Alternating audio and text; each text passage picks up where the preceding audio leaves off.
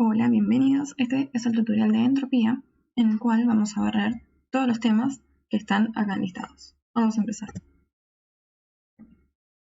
Primero, algunas definiciones que pueden darse sobre la entropía. Seguramente la primera sea la que todos manejan de materias anteriores. Sí, la entropía como una medida del desorden molecular de un sistema. Y tal vez también la segunda, la entropía como una medida del número de microestados posibles en un sistema. Bueno, ¿pero qué es esto?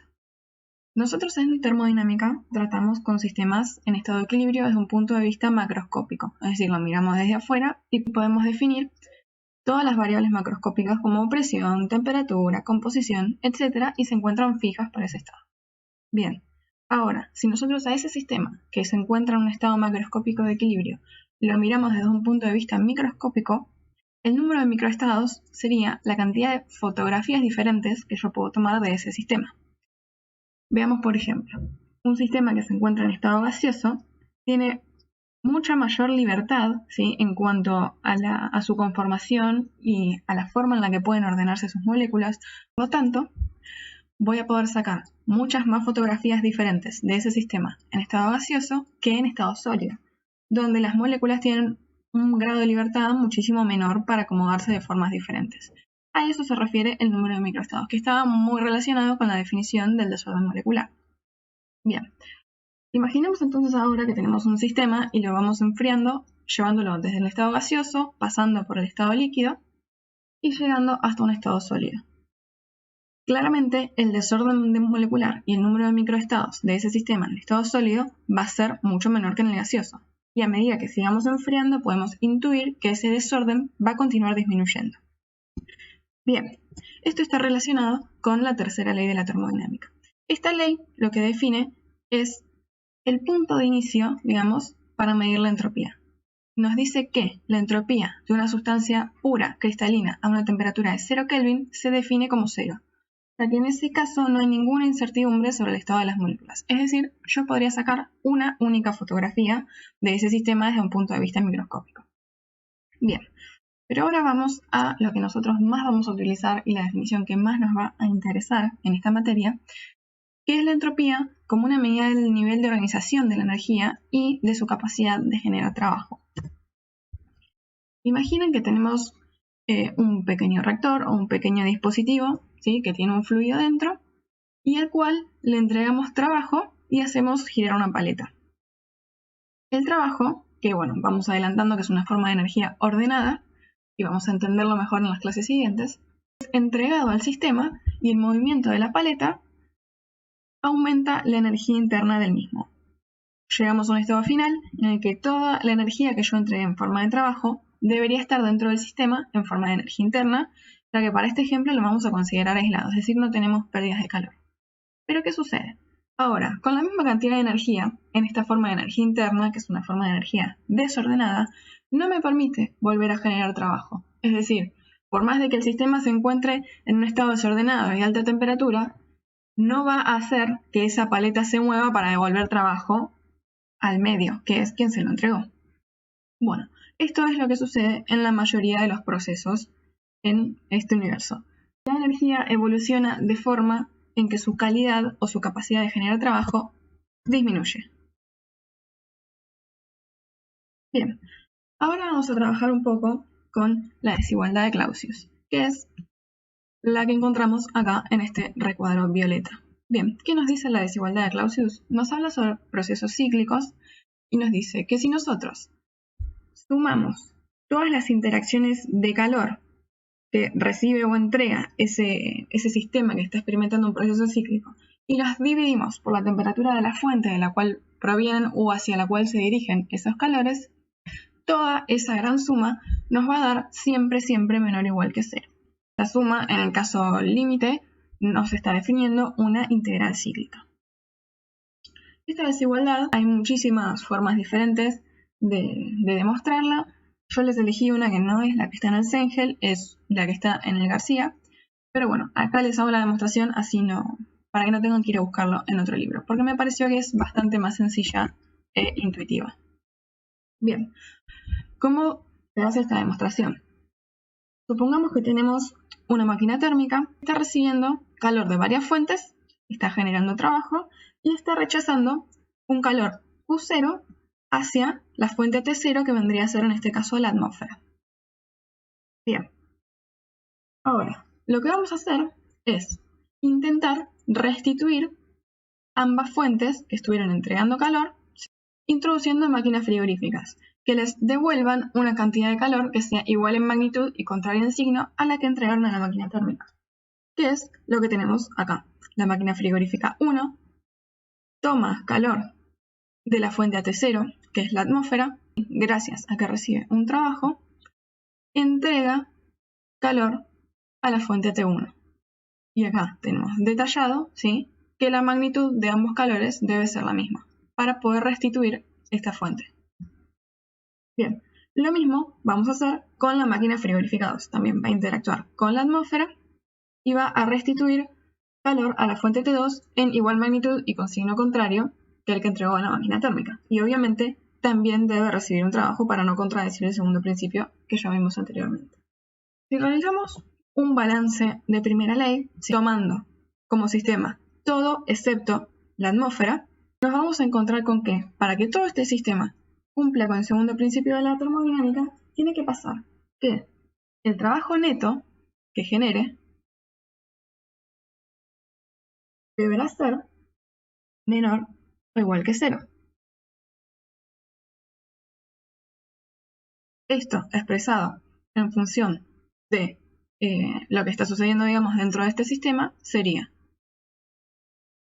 el trabajo de salida que es generado por la máquina térmica más el trabajo que recibe la máquina frigorífica 1, que vamos a suponer como reversible, más el trabajo que recibe la máquina frigorífica reversible 2, deben ser menores o iguales que 0. Fíjense que si nosotros agarramos todo esto como un gran sistema, tenemos algo, un dispositivo que está intercambiando calor con una sola fuente y generando trabajo. Por esto es que esta sumatoria, teniendo en cuenta que cada uno de los trabajos va con sus signos según la convención de signos, debe ser menor o igual que 0. Bien, ahora, ¿qué sucede si nosotros aplicamos el primer principio a este sistema? Un sistema cerrado, es decir, que no está saliendo ni entrando masa, los dispositivos operan de forma cíclica, por lo tanto, lo que vamos a obtener es una expresión como esta: sumatoria de todos los calores menos la sumatoria de todos los trabajos, donde aquí dentro se incluyen calores y trabajos, cada uno con el signo que le correspondan según la convención, serán iguales a 0. Bien, despejando y reemplazando, lo que nos quedaría es todo lo que dijimos recién: trabajo de la máquina térmica más trabajo de la máquina frigorífica reversible 1 más el trabajo de la máquina frigorífica reversible 2 va a ser igual a U0, que es el calor del rechazo de la máquina térmica hacia la atmósfera, más el calor que la máquina frigorífica reversible 1 obtiene de la atmósfera, más el calor que obtiene de la atmósfera la máquina frigorífica reversible 2. Y todo esto debe ser menor o igual que 0. Ahora, lo que vamos a hacer es reemplazar estos dos calores. Teniendo en cuenta que las máquinas frigoríficas son reversibles, podemos recordar que la relación de los calores recibido y entregado pueden igualarse a la relación de las temperaturas de las fuentes que corresponden a cada una. Entonces, lo que vamos a obtener es el calor que entrega la máquina frigorífica reversible 1 a la fuente AT1 en valor absoluto sobre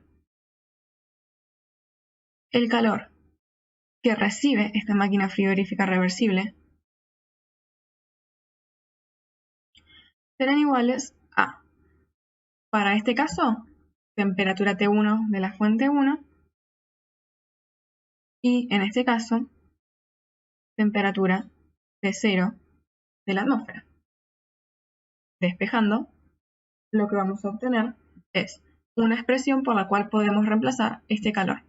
El Q0 de la máquina frigorífica reversible 1 va a ser igual a T0, temperatura de la atmósfera, sobre T1, temperatura de la fuente 1, por el valor absoluto del calor que restituye a la fuente T1 la máquina frigorífica reversible 1. Bueno, de forma similar podemos reemplazar el calor que recibe de la máquina frigorífica reversible 2 de la atmósfera, que nos va a quedar de la siguiente forma.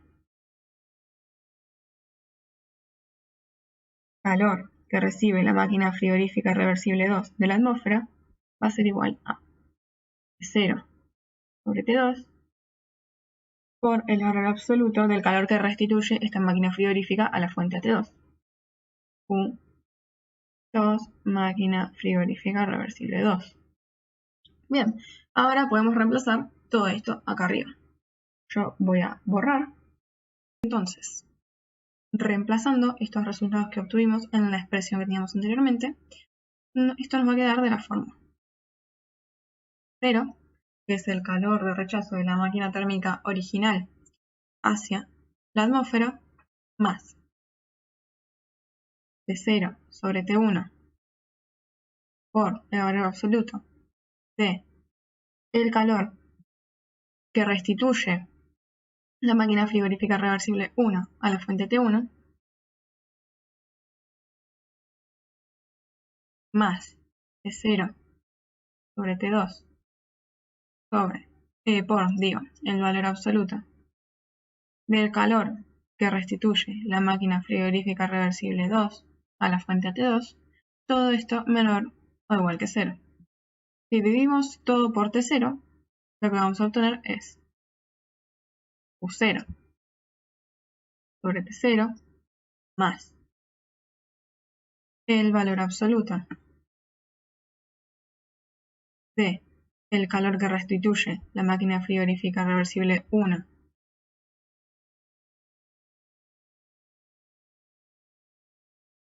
a la fuente T1, más lo mismo para la máquina frigorífica reversible 2.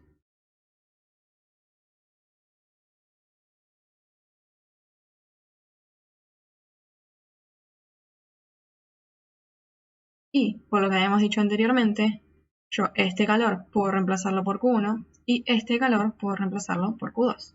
Entonces, lo que vamos a obtener finalmente es, vamos a reemplazar este calor por Q1, este calor por Q2.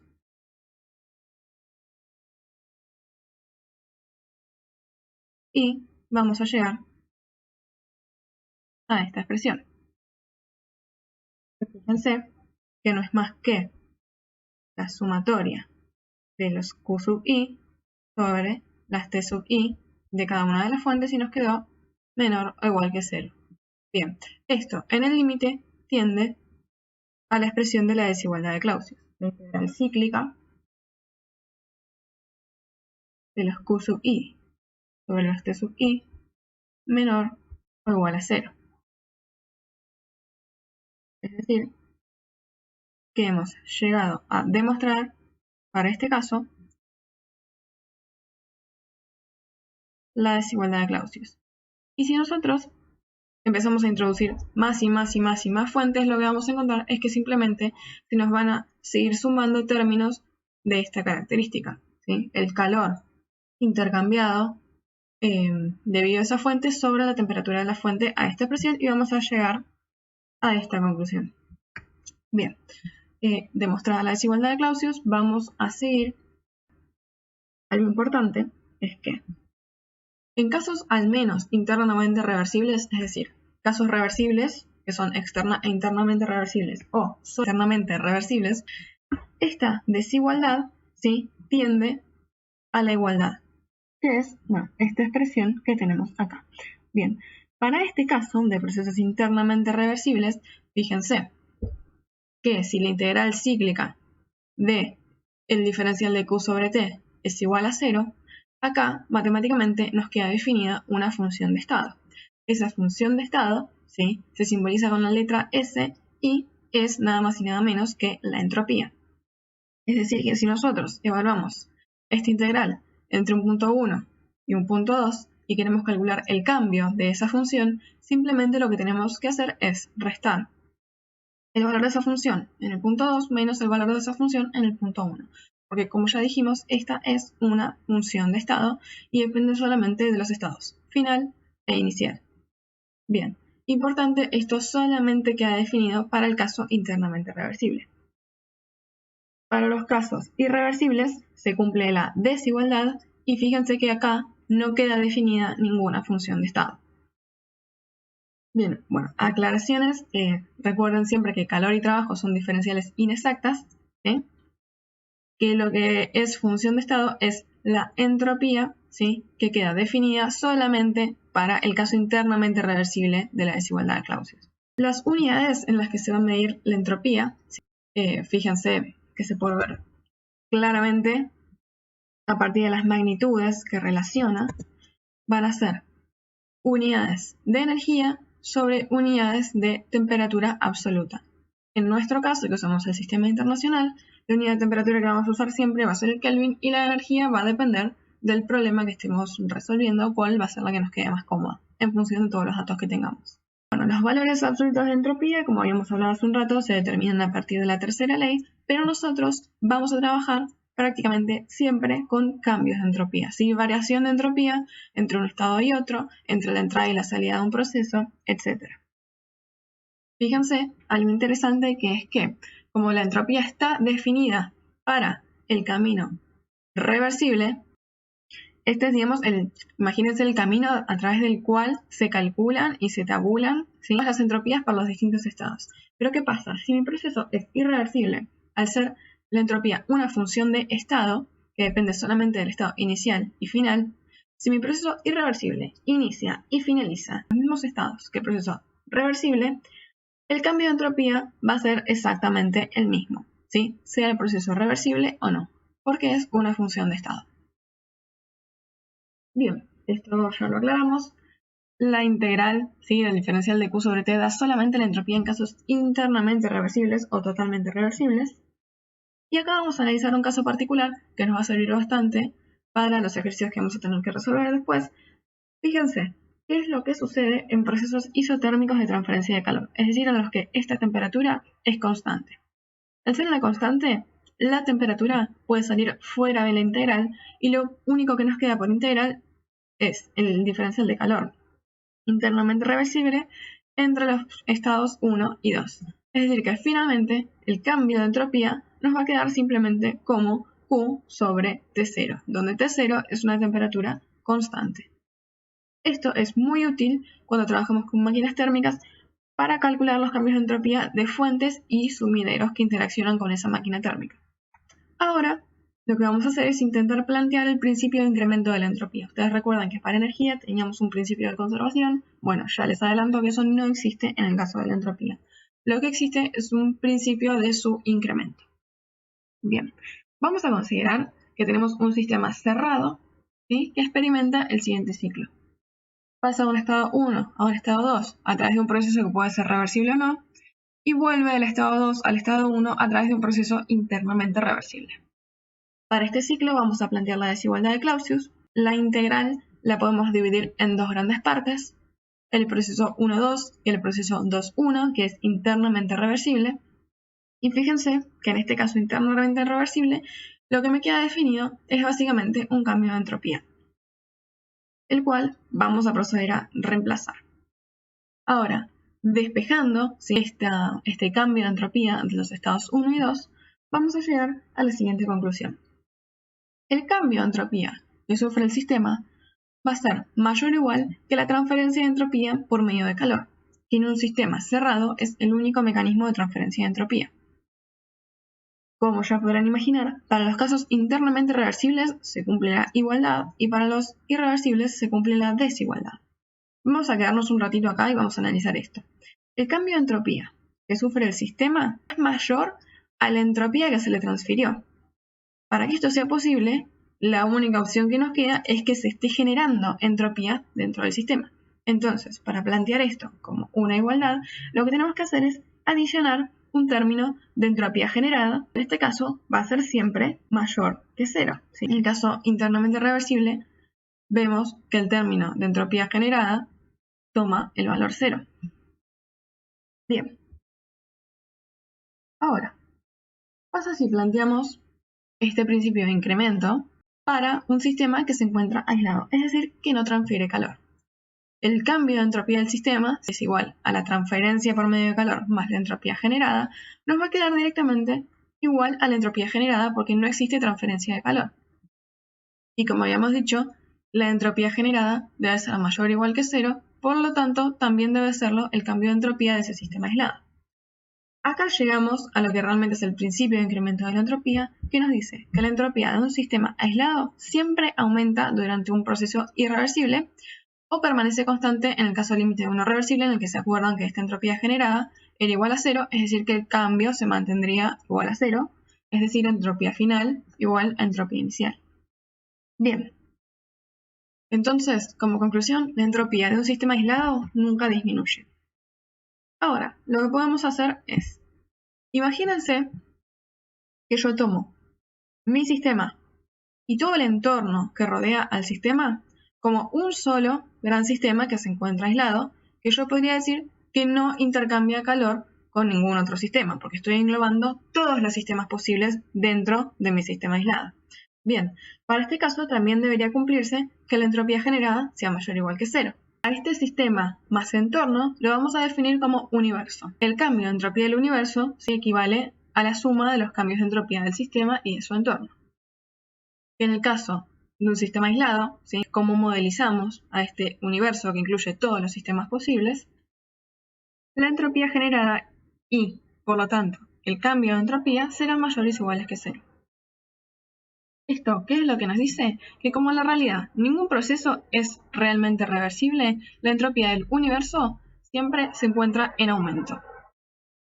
Bien, para hacer un pequeño resumen, entonces, la entropía generada va a ser mayor que 0 para procesos irreversibles, igual a 0 para procesos reversibles y menor que 0 jamás, ¿sí? Esos procesos son imposibles. Bien, otra conclusión importante, este principio no implica que la entropía de un sistema no pueda disminuir.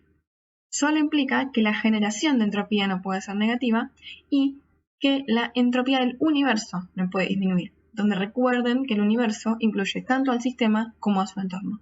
Es decir, la entropía de un sistema puede disminuir. Lo que tiene que suceder es que el entorno se desordene, es decir, su entropía aumente de tal forma que al menos iguale en un proceso reversible o sea mayor en un proceso irreversible. Bien, acá unas pequeñas conclusiones para que ustedes lean posteriormente, les vamos a dejar las filminas, así que lo leen ustedes. Y pasamos rápidamente al balance de entropía, que es la parte más fuerte de esta clase. ¿Qué es el balance de entropía? Bueno, así como el balance de primer principio de energía era básicamente una expresión del principio de conservación de la energía, el balance de entropía es una expresión del principio de incremento de la entropía. Para un dado sistema, toda la entropía que ingresa menos toda la entropía que sale, más la entropía que se genera en su interior, debe ser igual al cambio de entropía de ese sistema. En cuanto a la entropía que entra y que sale, vamos a tener que analizar dos mecanismos que existen para la transferencia de entropía. La entropía generada, recuerden que siempre es dentro de las fronteras del sistema que estoy analizando, ¿sí? Y se debe a las irreversibilidades. Y el cambio de entropía, claramente como lo dice el subíndice, también es del sistema que estoy analizando. Bien, este es el mismo balance escrito en forma de tasa, es decir, en forma diferencial. Fíjense que tengo las primeras derivadas con respecto al tiempo de cada una de estas variables. Pero bueno, nosotros vamos a utilizarlo más de esta forma. Mecanismos de transferencia de entropía. Como habíamos mencionado, para los sistemas cerrados, el único mecanismo de transferencia de entropía era el calor, que es una forma de energía desorganizada. Por lo tanto, al transferir calor estamos transfiriendo entropía. Y para los sistemas abiertos, la masa también transfiere entropía, porque toda masa tiene una entropía intrínseca debido a su naturaleza y al estado en el que se encuentra, si condiciones de presión, temperatura, etc. Y si yo la ingreso o la quito de un sistema, estoy transfiriendo entropía asociada a esa masa.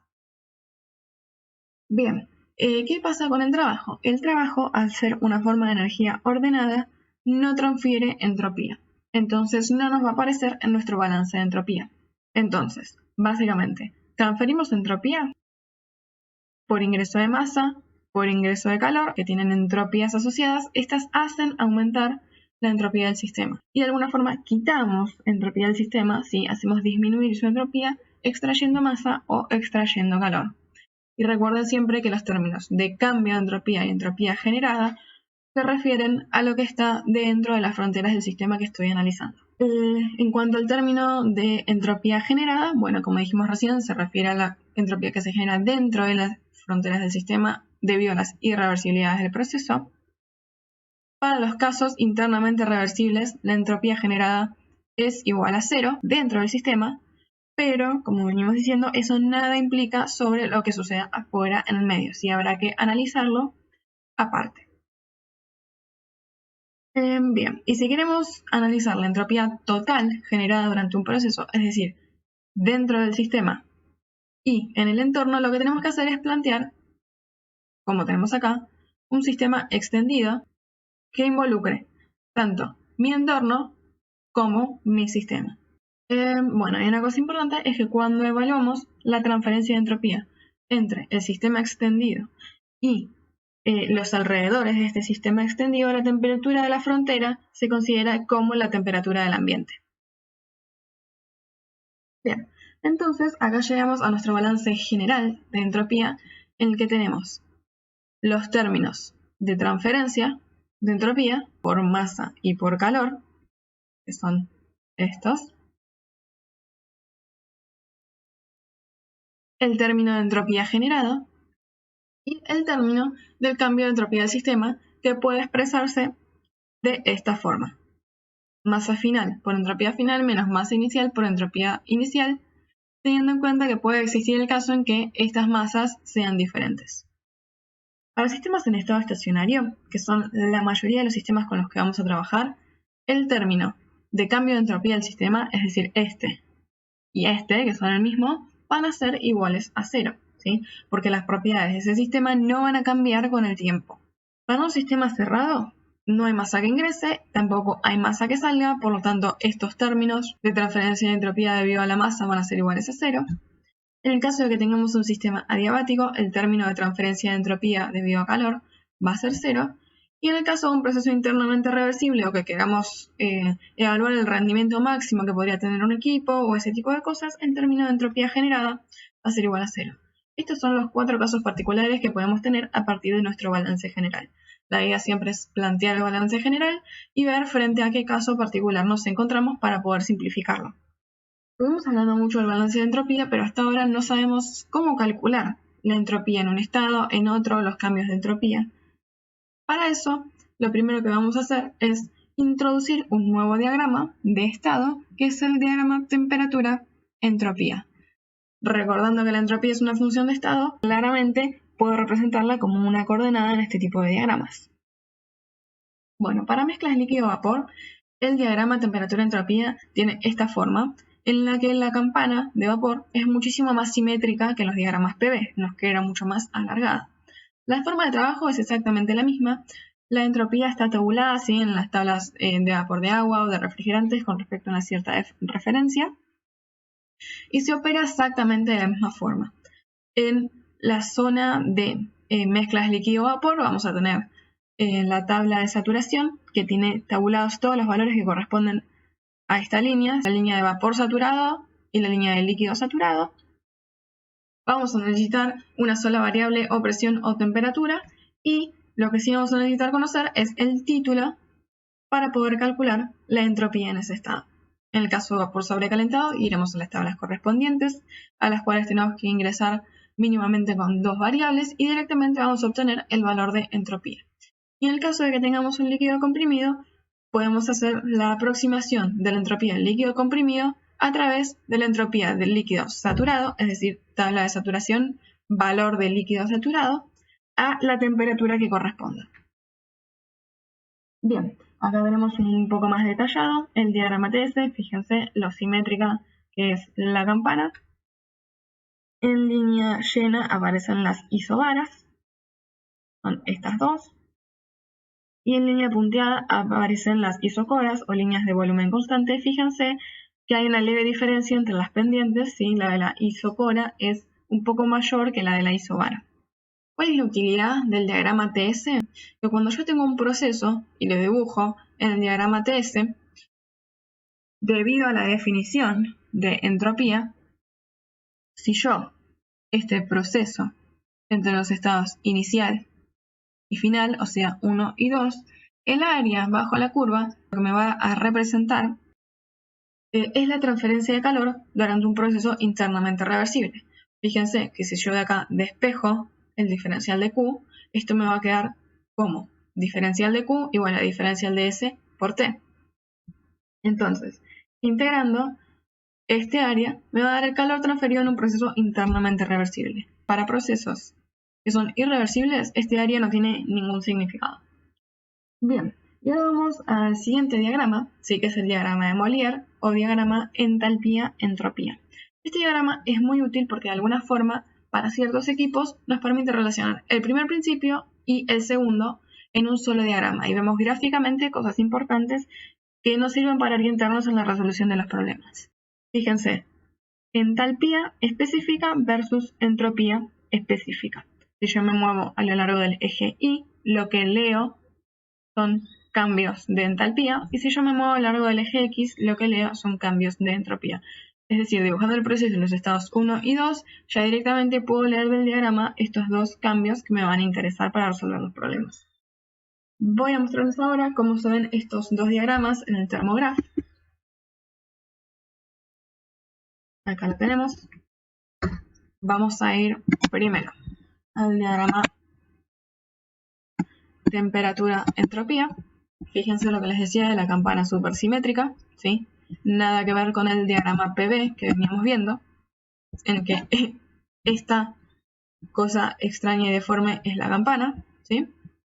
Bien, volvemos al diagrama TS, sí, campana muy simétrica. Lo que hay acá dibujado es un ciclo que vamos a ver dentro de poco, por ahora no le presten atención.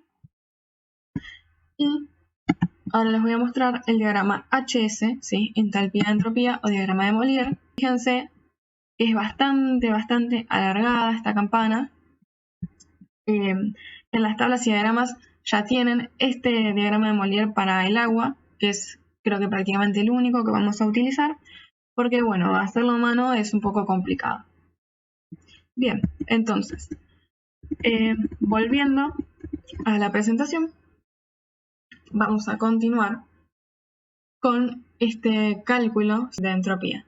Entonces, bueno, para vapor de agua y refrigerantes sí vamos a recurrir a las tablas de vapor como lo hacíamos con todas las otras propiedades. Ahora, vamos a ver otros casos, que van a ser el caso de gases ideales, de líquidos y de sólidos. Bien, si planteamos el primer principio para un sistema cerrado en el que no hay cambios de energía cinética ni potencial, y lo planteamos de una forma diferencial, vamos a llegar a esta expresión. En forma, digamos, ya integrada sería calor internamente reversible menos trabajo internamente reversible igual al delta de energía interna. En este caso lo tenemos planteado de forma diferencial. Bien, por la definición de entropía, sí, este calor podemos reemplazarla por T diferencial de S. Y este trabajo internamente reversible, si el sistema es cerrado, la única forma de que lo intercambie es por cambios de volumen, por expansiones o compresiones. Es decir, que este trabajo internamente reversible podemos reemplazarlo por P diferencial de B. Bien, entonces, reemplazando acá adentro y reordenando, la expresión nos va a quedar de esta forma. T diferencial de S queda igual a diferencial de U más P diferencial de B. Esta es la primera de las expresiones llamadas T diferencial de S. Bien, para obtener otra expresión que nos sirva más para los sistemas abiertos con los que vamos a trabajar, ¿sí? Vamos a reemplazar, según la definición de entalpía, ¿sí? La que entalpía, si recuerdan, era igual a energía interna más P por B. Diferenciando esta expresión, haciendo derivadas parciales para este término, llegamos a entalpía igual a diferencial de U más P diferencial de B más B diferencial de P. Y si reemplazamos todo esto despejando el diferencial de U adentro de esta expresión, vamos a llegar a T diferencial de S igual a diferencial de entalpía menos B diferencial de P. Esta es la segunda de las expresiones llamadas T diferencial de S. Bien, despejando de ambas el diferencial de entropía, vamos a llegar a estas dos expresiones. A través de su integración, lo que vamos a obtener son cambios de entropía. Pero para eso, lo que vamos a necesitar conocer son las relaciones del diferencial de U y el diferencial de H con la temperatura y una ecuación de estado de la sustancia que nos permite hacer ciertos cambios con estas variables, ¿sí?, para poder integrar más fácilmente. A continuación vamos a ver los casos particulares con los que vamos a tratar. Bien, en el caso de líquidos y sólidos, como pueden aproximarse como incompresibles, es decir, que su volumen no cambia significativamente, ¿sí?, el término en el que aparece el diferencial de B directamente nos va a desaparecer. Y ya la distinción entre CP y CB no tienen sentido al no haber cambio de volumen y los vamos a representar simplemente con una letra C. Entonces, el diferencial de energía interna nos va a quedar igual a C por diferencial de T y esto lo vamos a reemplazar dentro de la expresión de la cual ya se fue el término que incluye diferencial de B. Integrando esta expresión entre los estados 1 y 2, lo que vamos a obtener es una forma de calcular los cambios de entropía. El C promedio entre las temperaturas 1 y 2, o bueno, la mejor aproximación que podamos obtener si no conocemos la temperatura de salida, o el logaritmo natural de la temperatura 2 sobre la temperatura 1, ¿sí? Y obviamente con unidades de entropía específica. Si quisiéramos el cambio de entropía total, esto debería ir multiplicado por la masa, en donde los kilogramos se nos irían con los kilogramos y obtendríamos un cambio de entropía. Bueno, cuanto mayores sean el intervalo de temperaturas entre los estados 1 y 2 entre los que estoy integrando, y mayor sea el cambio de volumen del fluido, mayor será el error por utilizar esta expresión. Pero bueno, la verdad es que funciona bien la mayoría de las veces para la gran cantidad de líquidos y sólidos. ¿Qué pasa en el caso de gases ideales? Si recordamos, esta es la ecuación de estado para un gas ideal, y como ya habíamos definido anteriormente, los cambios de energía interna y entalpía se calculan de esta forma. Entonces, al tener ya las funciones con respecto a la temperatura de diferencial de U y diferencial de H, lo que podemos hacer es reemplazarlas, ¿sí?, en cada una de las respectivas expresiones que teníamos por integrar, esta y esta, y resolver las integrales. De esa forma vamos a llegar a estas fórmulas, que son las que vamos a utilizar, si no les vamos a pedir que hagan la deducción, pero nos van a resultar útiles para calcular cambios de entropía en el caso de gases ideales. Fíjense, en el caso particular de que este CB o este CP puedan sacarse afuera, es decir, puedan considerarse constantes. Inicialmente, para resolver los primeros problemas, vamos a considerar que esto se cumple, después vamos a ver que en algunos casos es necesario tener en cuenta la variación de CB y CP con la temperatura. Les voy a mostrar en un Excel que tengo por acá. Fíjense, acá tenemos para distintos gases los coeficientes, ¿sí?, de la expresión que determina la variación del CP con la temperatura, ¿sí? Estos son coeficientes A, B, C y D, en los que el CP se constituye de A más B por la temperatura, más C por la temperatura al cuadrado, más D por la temperatura al cubo, ¿sí? De esta forma se calcula, fíjense, el CP para una temperatura determinada. Estos ustedes los tienen tabulados en las tablas y diagramas. El único inconveniente es que este CP queda en términos de kilojoule por kilomol por Kelvin, es decir, que hay que afectar esta expresión por el peso molecular para obtener el CP de la forma en la que lo vamos a utilizar nosotros, que es kilojoule sobre kilogramo por Kelvin. Dicho esto, acá les muestro, fíjense, lo que hice fue barrer este CP para distintas temperaturas, y fíjense que no todos los gases se comportan de la misma forma para un intervalo de temperaturas dado. Algunos tienen una variación muchísimo menor, como podrían ser el caso del nitrógeno, y otros tienen una variación muy grande, como podría ser en este caso el caso del dióxido de carbono. Entonces, si queremos hacer las cosas con un grado de precisión mayor, primero habría que ver si el CP varía significativamente o no en el rango de temperaturas. Si vemos que no varía, podemos considerarlo como constante. Y si vemos que la variación del CP ya no es despreciable en ese rango de temperaturas, vamos a tener que recurrir al caso de calores específicos variables, que es el que vamos a ver a continuación. Bien, ¿qué pasa con CP y CP variables? Lo que sucede es que, voy a volver a la figura anterior, estas integrales no se pueden resolver fácilmente porque acá tengo que introducir el polinomio, ¿sí?, que me indica la variación del CP o el CB con la temperatura.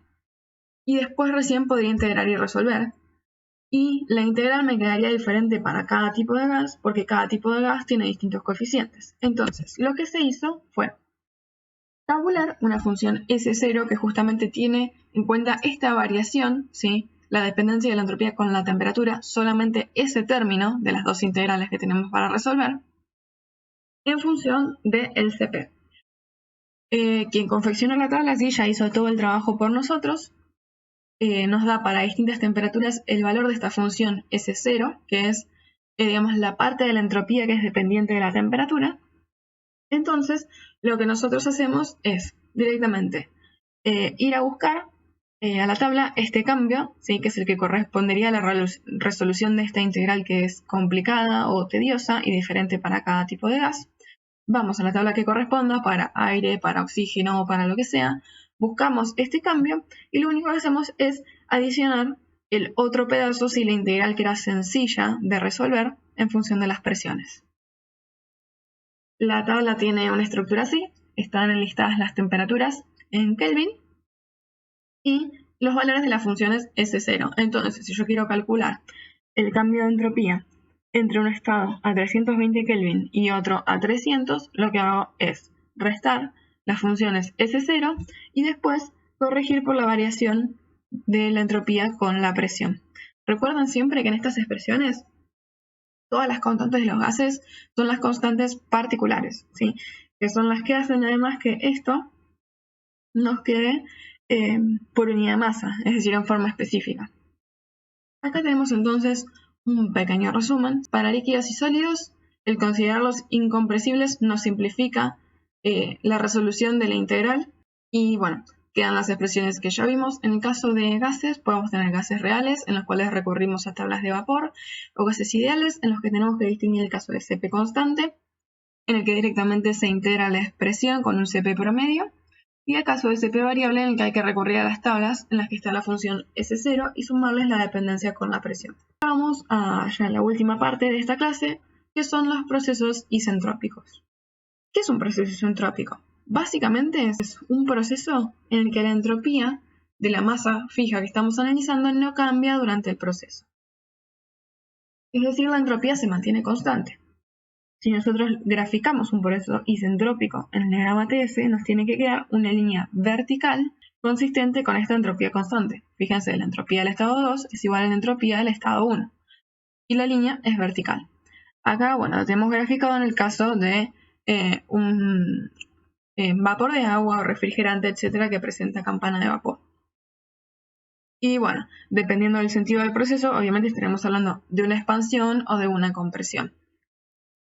Vamos a hacer hincapié en este tipo de procesos para distintos equipos que funcionan a régimen permanente y en estado estacionario, que pueden ser bombas, turbinas, toberas, difusores y compresores. Principalmente bombas, turbinas y compresores, que son los que vamos a ver después en ciclos.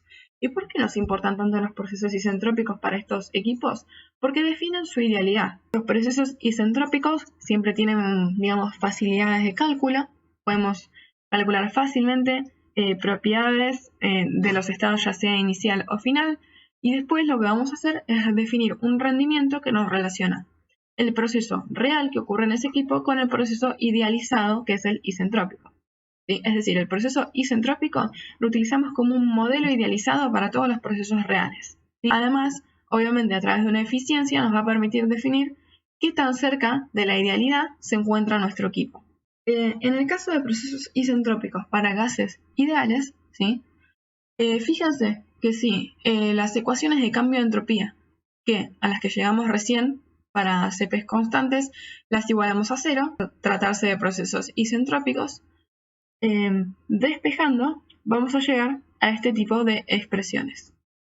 Bueno, claramente, eliminando los logaritmos de ambos lados, se llega a esta expresión y reemplazando en función de la idea de los gases ideales a estas otras dos que son las que ya veníamos trabajando anteriormente para procesos adiabáticos cuasiestáticos, donde la condición de cuasiestáticos nos implicaba la reversibilidad interna de ese proceso. Es decir que solamente estamos volviendo a ver la misma herramienta que utilizábamos antes. Relaciones isentrópicas para gases ideales a calores específicos constantes. Recuerden, proceso isentrópico, proceso adiabático, reversible. Bien, ¿qué pasa en el caso de que los calores específicos no sean constantes? Bueno, llegamos a este tipo de expresión. Igualándola a 0 y despejando, llegamos a una expresión de este tipo, en las que nos quedan unos términos que son bastante engorrosos para calcular. Entonces, lo que se hizo nuevamente es tabular estos valores. A la expresión E a la S0, que era la función que nos definía la variación de la entropía con la temperatura, sobre R, sí que es la constante de los gases, se la definió como presión relativa y se la tabuló en la misma tabla en la que buscábamos antes los valores de S0.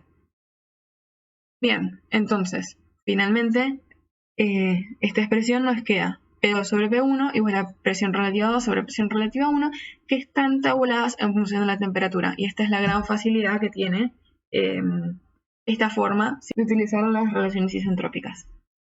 En el caso de que tengamos como dato volumen y no temperatura, se puede hacer una transformación en función de la ley de los gases ideales y vamos a llegar a la siguiente expresión, B2 sobre B1 igual a esta expresión, ¿sí? T2 sobre la presión relativa 2, que se define como volumen relativo 2, y T1 sobre presión relativa 1, que se define como volumen relativo 1. Estos también se encuentran tabulados en función de la temperatura en la misma tabla de la cual obteníamos S0. Bueno, acá les damos un resumen de cómo operar con estas tablas, que ya lo vamos a estar viendo en el tutorial en el que hagamos los ejercicios prácticos del tema. Por ahora lo vamos a pasar por alto. Explicado esto, que son las relaciones que nos permiten relacionar justamente un estado 1 con un estado 2 en procesos isentrópicos, ahora sí vamos a ir a la aplicación a los equipos que nos interesan, empezando por las turbinas. Recordando de la clase de primer principio, si el objetivo de una turbina es producir trabajo, entonces, esa es la variable que vamos a introducir en nuestro rendimiento isentrópico, ¿sí? Que es el que nos dice qué tan alejado está nuestro proceso real del proceso isentrópico que nosotros proponemos como proceso ideal para ese equipo. Bien, ¿cómo vamos a hacer esta comparación? Bueno, vamos a establecer un par de cosas importantes.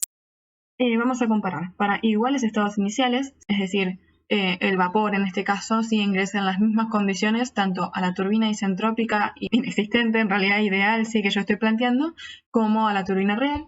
Vamos a comparar para las mismas presiones de salida, por eso fíjense que ambos procesos llegan a la misma isobara del diagrama TS. Y lo que van a diferir son la entalpía y el trabajo generado, lo cual puede verse claramente en el diagrama HS. Fíjense que sí, nosotros llegamos a la misma isobara, pero a un estado diferente debido a que en uno de los procesos, que es el real, hay un incremento de la entropía. La entalpía a la salida, en el estado real, que simbolizamos con A de actual, y en el estado isentrópico, que simbolizamos con la S, sí, por isentrópico, van a ser diferentes. Por lo tanto, también lo van a hacer los trabajos de salida. Planteamos para este tipo de equipos el rendimiento isentrópico como el trabajo real que yo obtengo del equipo sobre el trabajo isentrópico que obtendría en las condiciones ideales, donde el trabajo real claramente será menor al trabajo que obtendría en condiciones ideales. Si nosotros aplicamos este sistema del primer principio, que para una turbina que se modeliza como adiabática, el intercambio de calor va a ser igual a 0, y en estado estacionario el cambio de energía del sistema también va a ser igual a 0. Finalmente a lo que vamos a llegar es a que el trabajo de salida obtenido va a ser igual a la resta de las entalpías de entrada y de salida, tanto para el caso real como para el caso isentrópico, con los estados que corresponden a cada uno. Fíjense, para el trabajo real, ¿sí? Por unidad de masa obtenida, me queda entalpía 1 menos la entalpía del estado 2 real, subíndice A, y para el caso isentrópico me queda entalpía del estado 1, porque ambos procesos comparten el estado 1, menos la entalpía del estado 2 del caso isentrópico. ¿Sí? ¿Por qué está el signo aproximado? Porque, bueno, acá estamos haciendo estas consideraciones y además estamos teniendo en cuenta que la variación, si recuerdan, de energía cinética y la variación de energía potencial son despreciables, ¿sí? En este caso de la turbina lo que sucede, se desprecia la variación de energía potencial y la de cinética se desprecia frente a la variación de entalpía, ¿sí? Pero bueno, estas ya son condiciones que habíamos puesto desde que planteamos el primer principio, que para turbinas siempre las íbamos a considerar. Por eso es que el balance nos queda de esta forma y que acá aparece el signo aproximado. Pero bueno, la verdad es que la aproximación es muy buena y siempre vamos a utilizar de esta forma porque es muy útil y es muy fácil de ver con el diagrama entalpía-entropía. ¿No se acuerdan qué va arriba o qué va abajo? Lo dibujan con el diagrama entalpía-entropía y bueno, es bastante intuitivo que el trabajo real que yo voy a obtener siempre va a ser menor al trabajo que yo obtendría en condiciones ideales. Y el rendimiento claramente va a ir siempre entre 0 y 1. 0 cuando yo en el proceso real no esté produciendo ningún trabajo, y 1 en el caso de que mi proceso real sea un proceso ideal. ¿Qué pasa con compresores? Si recuerdan, el compresor recibe trabajos y su objetivo era aumentar la presión de un fluido compresible, justamente. Bien, ¿cómo vamos a comparar nuestros compresores ideal y real? Bueno, a iguales estados iniciales, a iguales presiones de salida y obviamente lo que van a cambiar son la entalpía de salida y el trabajo consumido. Acá está dibujado sin proceso de compresión en un diagrama TS. Fíjense que están la isobara de la presión de entrada y la isobara de la presión de salida. Comparamos para igual presión de salida. Van a diferir los estados de salida, ¿sí? En cuanto a temperaturas y obviamente también en cuanto a entalpías. ¿Cómo vamos a definir el rendimiento isentrópico para este tipo de equipos? Como el trabajo que yo debería entregar en condiciones ideales sobre el trabajo que realmente debo entregar. Es también bastante intuitivo pensar que si yo tengo que entregar trabajo, si el dispositivo es ideal y funciona perfectamente según mi proceso isentrópico, el trabajo que voy a tener que darle va a ser menor que el que tendría que entregar a un proceso real en el que sí ocurren irreversibilidades. De esta forma, este rendimiento también nos va a variar entre 0 y 1. Teniendo en cuenta las mismas condiciones que recién, que el calor intercambiado es igual a 0, que el dispositivo está operando en estado estacionario y que las variaciones de energía cinética y energía potencial se desprecian. Acá, claro, bueno, con la energía cinética en realidad otra vez lo que pasa es que se desprecia frente a la variación de entalpía, ¿sí? No es que sea igual a 0, si somos pulcros y correctos. Bien, vamos a llegar a esta expresión otra vez que nos queda en función de las entalpías y muy útil para verla en el diagrama entalpía-entropía. Fíjense entonces, el trabajo que debo entregar en condiciones isentrópicas, ¿sí? Queda igualado a la variación de entalpía para este proceso isentrópico y el trabajo que tengo que entregar en condiciones reales queda igualado a la variación de entalpía para mi proceso real. Al ser distintos los estados de salida y las entalpías de salida, estos dos trabajos van a ser diferentes. El rendimiento tendería a 1 en el caso de que mi proceso real tienda al proceso isentrópico. Y por último nos queda el caso de bombas, en el cual la lógica es la misma que para compresores. La única diferencia es que, bueno, el fluido que utilizamos es un fluido incompresible, pero el objetivo es el mismo, aumentar la presión de ese fluido a expensas de entregarle trabajo. Comparamos para iguales estados iniciales, mismas presiones de salida, y obviamente entre los procesos real e ideal van a diferir la entalpía de salida y el trabajo consumido por el equipo. El rendimiento isentrópico se define de igual forma que para los compresores. Lo único que cambia es que la forma en la que se calcula el trabajo, digamos, a entregar en el proceso isentrópico es un poco diferente. Ahora vamos a proceder a hacer la demostración.